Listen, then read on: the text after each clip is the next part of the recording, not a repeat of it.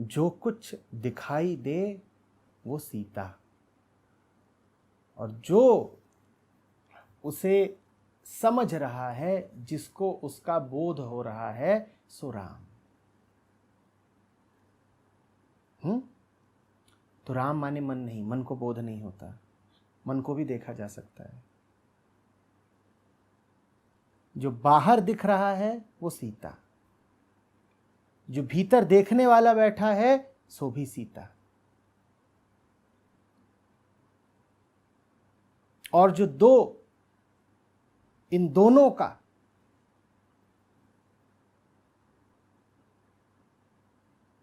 साक्षी है, नियंता है, पति है, सो राम। सिया राम। उस राम तक तुम कभी सीधे ना पहुंच पाओगे।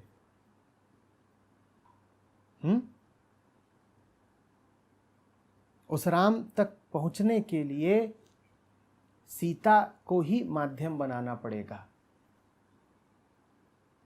सिया राम। ये कोई रस्म अदायगी नहीं है, ये लेडीज फर्स्ट नहीं है, ये परंपरागत रूप से स्त्रियों को सम्मान नहीं दिया जा रहा है कि पहले जरा भार्या का नाम ले लो फिर पति का नाम लो। ये बात जरा गहरी है, इसको समझना।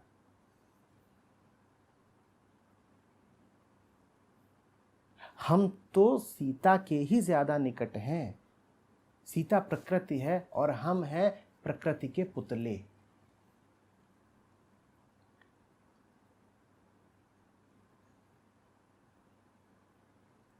हमें सीता को ही जानना पड़ेगा, राम हमें वहीं दिखाई देंगे।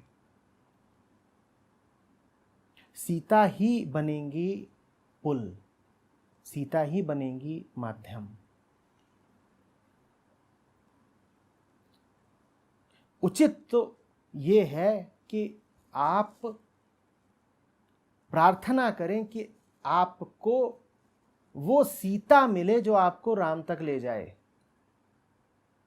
राम तो चहुदिश हैं, लगातार उपलब्ध हैं, सीता नहीं मिलती, जरिया नहीं मिलता, पुल नहीं मिलता।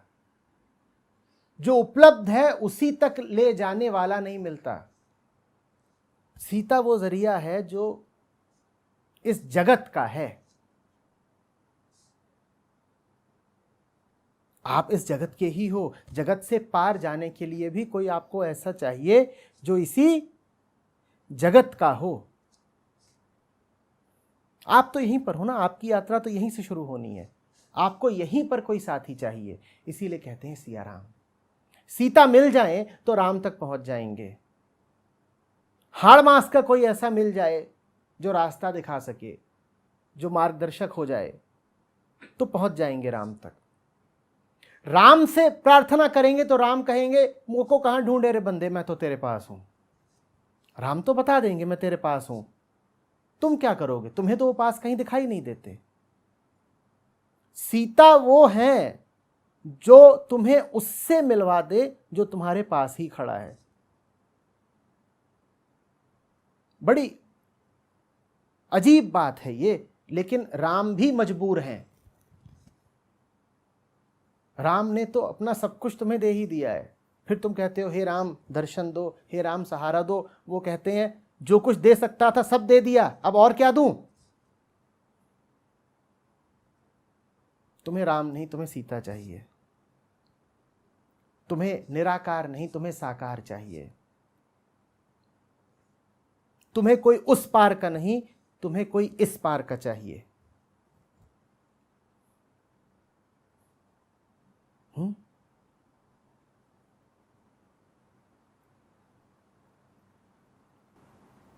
तुलसी की पत्नी थी रत्नावली।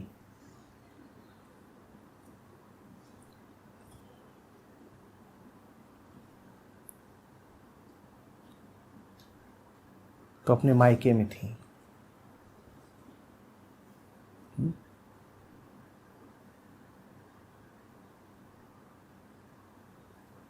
तब तुलसीदास नहीं थे।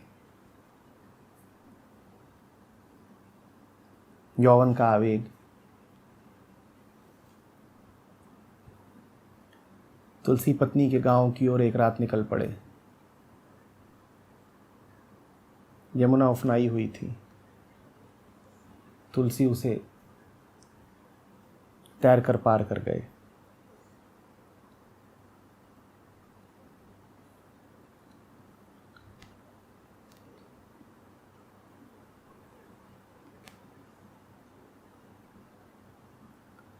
पत्नी शायद घर के प्रथम तल पर रहती थी या शायद और ऊपर। आधी रात पहुंचे, द्वार कैसे खटखटाएं, तो ढूंढा कि कोई रस्सी इत्यादि मिल जाए, कैसे ऊपर चढ़ें। भीतर प्रकृति जोर मार रही थी, काम जोर मार रहा था।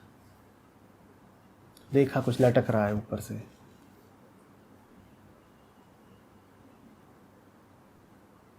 बादलों वाली रात, साफ दिखाई नहीं दिया। जो भी लटक रहा था उसी को पकड़ा और कूद गए अंदर। पत्नी सामने थी, उससे साथ चलने की याचना करने लगे।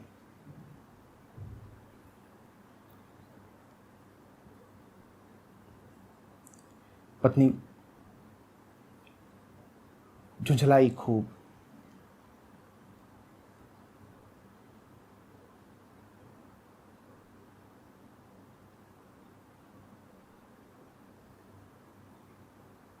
और फिर सन्मति देने के लिए एक स्वरचित दोहा कहा। अस्थि चर्ममय देह यह, तासो ऐसी प्रीत, नेक यदि होती राम से, तो काहे भवभीत। जितनी प्रीत इस मांस और खाल की देह से दिखा रहे हो, इतनी अगर राम से दिखा ली होती तो तर जाते।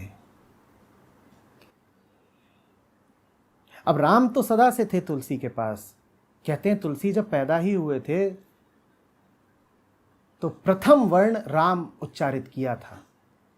उनका नाम ही रख दिया गया था राम बोला। राम बोला कहलाते थे। राम तो उनके पास सदा से थे। कोई ऐसा ना था जो राम के पास ले जाता।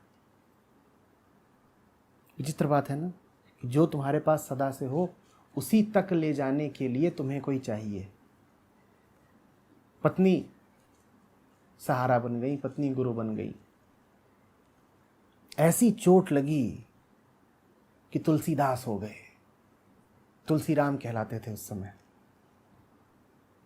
तुलसी राम तुलसीदास हो गए।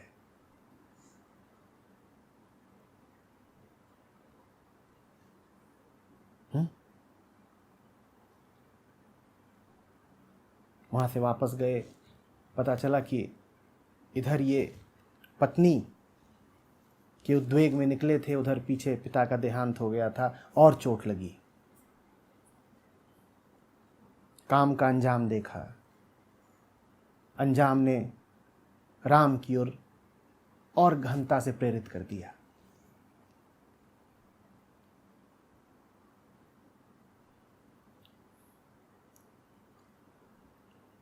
पिता का संस्कार किया और गांव ही छोड़ दिया।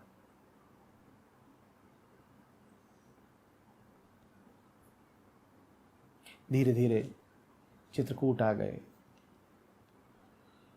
और उसके बाद की कहानी आपको पता ही है।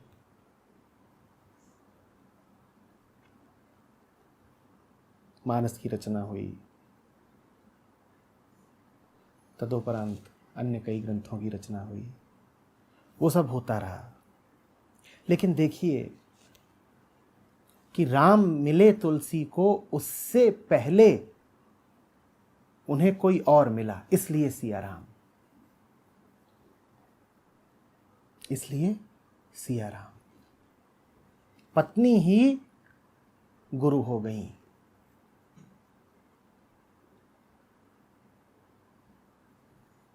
जिनके जीवन में सीता नहीं है उन्हें राम नहीं मिल पाएंगे।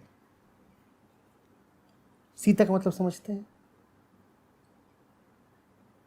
प्रकृति का एक पुल,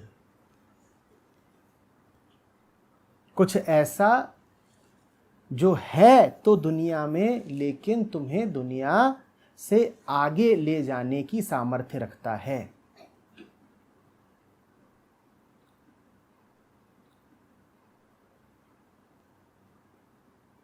वो सामर्थ्य उस मौके पर दर्शाई थी रत्नावली ने।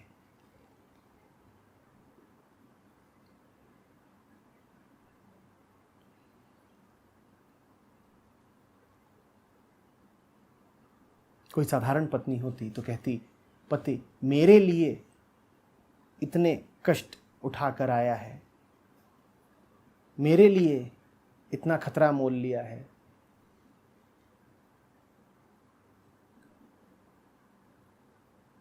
उसका अहंकार उसे और अंधा कर देता। वैसे भली कड़वी होती, पर उस मौके पर तो बिल्कुल ही पति को कड़वे वचन न बोलती।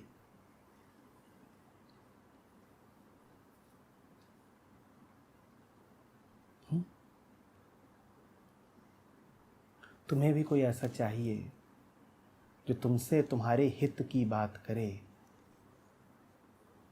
जो तुमसे अस्थि चर्ममय देह से आगे की बात करे, जो तुमसे कह सके कि तुम्हें जो दिखता है उतना ही भर नहीं है, उससे आगे राम है, कहाँ तुम दिल लगाए बैठे हो।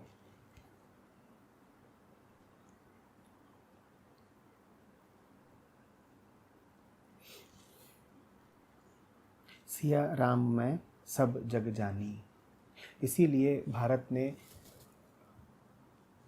जग को उसकी समग्रता में प्रणाम किया है। करहूँ प्रणाम जोड़ी जुग पानी।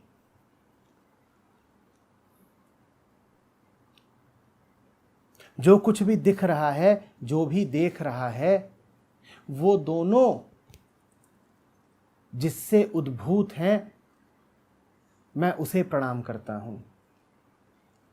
और अगर मैं रचयिता को प्रणाम करता हूं तो मैं उसकी रचना को प्रणाम किए बिना कैसे रह सकता हूं। रचयिता और उसकी रचना एक है, यही तो अद्वैत है।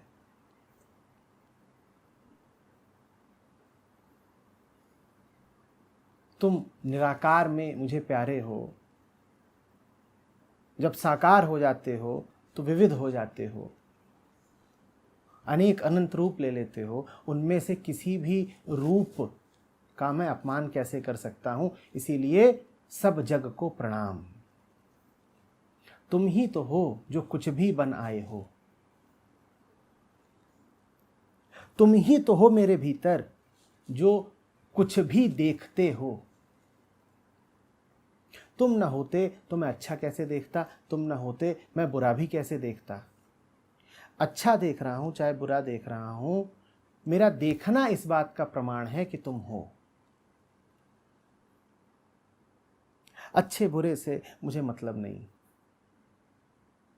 मैं अच्छे को, बुरे को, काले को, गोरे को, समस्त प्रकार के द्वैतों को प्रणाम इसलिए करता हूं क्योंकि उनके मूल में तुम बैठे हो। तुम न होते तो न कोई देखने वाला होता, न दिखने के लिए कुछ होता। तुम तो मुझे कभी दिखाई दोगे नहीं, तो तुम्हारे होने से मुझे जो कुछ दिखाई देता है मैं उसी को प्रणाम किए लेता हूं। मेरे पास और उपाय क्या है, साधन क्या है। राम तो वन में हैं, तो सिंहासन पर राम की पादुकाएं ही सही, उन्हीं को प्रणाम कर लेते हैं। तुम खुद तो कभी दिखाई दोगे नहीं। न जाने क्या तुमने ठानी है निराकार रूप में कि सामने ही नहीं आना है। भली तुम्हारी जिद है, चलो तुम्हारी जिद है तो तुम्हारी ही जिद है, उसका आदर करना ही पड़ेगा, उसका मान रखना ही होगा। लेकिन फिर हमारी भी जिद है, तुम पर्दे के पीछे छुपे बैठे हो, तुम स्वयं साक्षात कभी सामने आओगे नहीं, तो जो कुछ भी सामने आएगा उसे हम तुम्हारा अवतार जानेंगे, उसे हम तुम्हारा रूप जानेंगे, हम उसे प्रणाम कर लेंगे। हम हजारों कहानियों में तुम्हारा वृत्त देखेंगे, हम पहाड़ों में, पशुओं में, नदियों में तुम्हारा चेहरा देखेंगे, हम जिधर भी देखेंगे तुम्हें ही देखेंगे। ये हमारी जिद है। अब बताओ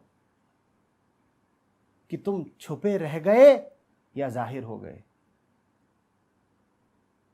अब बताओ, पर्दा अभी बाकी है कि हट गया? भगवान पर से पर्दा उतना ही हटता है जितना भक्त पर से हटता है।